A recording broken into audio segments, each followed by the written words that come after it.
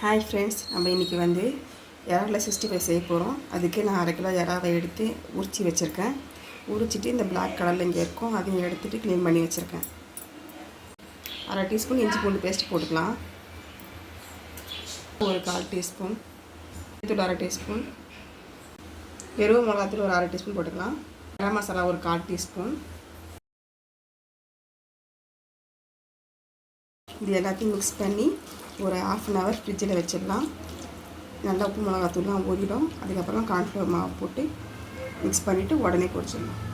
1/2 மணி நேரம் ஃப்ரிட்ஜில் ஸ்டோர் பண்ணி வச்சுட்டேன்.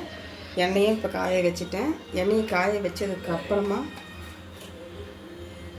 கார்ன்ஃப்ளவர் மாவு ஒரு டீஸ்பூன் போட்டுக்கலாம்.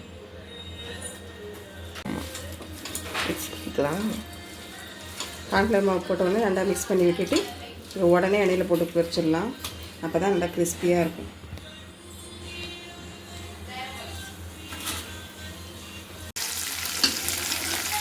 ஒரு 5 நிமிஷம் ஆகட்டும், நல்லா வெந்துடும். ரொம்ப வேக விட்டாலும் லப்பர் மாதிரி.